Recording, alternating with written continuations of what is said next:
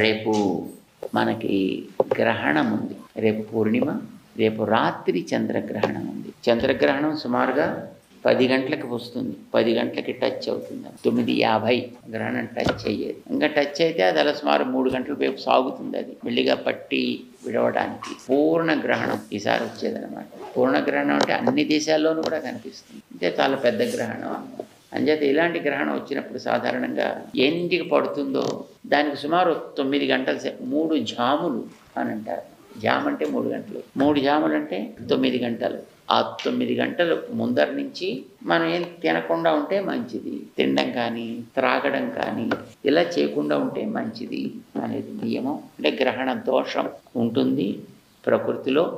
అంచేత వస్తువులన్నీ కూడా దూషితములవుతాయి. అంచేత వాటిని మనం ఆ సమయంలో మనం కన్జ్యూమ్ చేయకూడదు అని అంటారు. మరి ఊరగాయలు గట్రా ఉంటాయి కదండి, అవన్నీ ఏం చేయాలండి అంటే దాంట్లో దర్భలు వేసుకుంటారు. అలాంటి వాటిల్లో వేసుకుంటే అవి తైల పక్వాలైతే అంటే నూనె, నెయ్యి అలాంటి వాటితోటి తయారైన పదార్థాలు కనుక అయినట్టయితే వాటిని దర్భలు వేసుకుని పెట్టుకుంటే అవి దోషం లేదు అని అంటారు.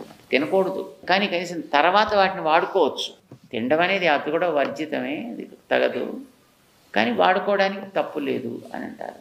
ఒకసారి ధరించి విడిచి ఆరవేసిన వస్త్రాలు అయితే మాత్రం వాటన్నిటిని కూడా మనం చక్కగా తడిపేసుకోవాలి. అస్సలు వాడని కొత్త ఉంటాయనుకోండి, సరే వాటికి పెద్ద దోషం లేదు, వాటి మీద దర్భలు వేసుకుంటే పర్వాలేదు అని అంటారు. రోగులు, ముసలివారు, అతి చిన్న శిశువులు, గర్భవతులుగా ఉండేవారు, సో ఇలాంటి వాళ్ళకి మాత్రం కొన్ని మినహాయింపులు ఇస్తారు. వాళ్ళకు కూడా ఉండగలిగితే వాళ్ళు ఉండొచ్చును. ఒకవేళ అలా ఆరోగ్య రీత్యా కుదరినప్పుడు కొన్ని సులభంగా ఉండేటువంటి వాటిని మాత్రమే ఏదో కొన్ని ద్రవ పదార్థాలు లాంటివి ఏదైనా తీసుకోవడానికి మన వాళ్ళు ఒప్పుకుంటూ ఉంటారు. సో రేపటికి నియమం అదనమాట. అంచేత మనకి రేపు పూర్ణిమ కనుక మనకి ప్రవచనం ఉండదు.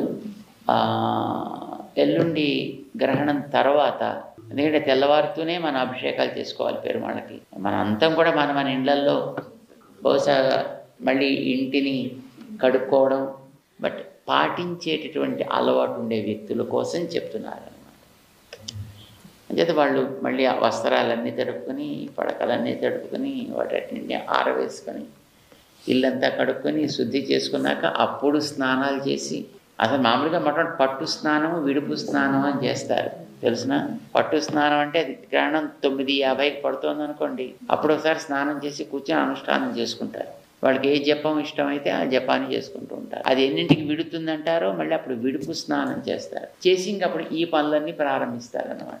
ఇవన్నీ చేసి మొత్తం ఇవన్నీ క్లీన్ చేసుకున్నాక అవంతా చేసి గిన్నెలన్నీ కడుక్కొని, పొయ్యిలన్నీ కడుక్కొని, అవంతా మొత్తం పూర్తయిన తర్వాత అప్పుడు వీళ్ళు మళ్ళీ స్నానం చేసుకొని, అప్పటికి ఆరవేసుకున్న వస్త్రాలు, గ్రహణం అయిన తర్వాత ఆరవేసుకున్న వస్త్రాలు, ముందు కాదు మళ్ళీ ఆ తర్వాత తడిపి ఆరవేసిన వస్త్రాలు ఆరితే అప్పుడు అవి తీసుకుని అవి కట్టుకొని అప్పుడు వంటలు ప్రారంభిస్తారు.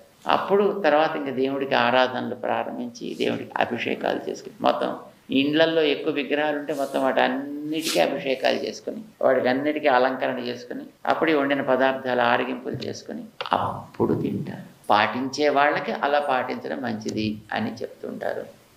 ఇది రేపు ఎల్లుండికి సంబంధించి ఎవరెవరి అనుకూలతని బట్టి వాళ్ళు దీన్ని ఆచరించుకోవచ్చు. జై శ్రీమన్నారాయణ.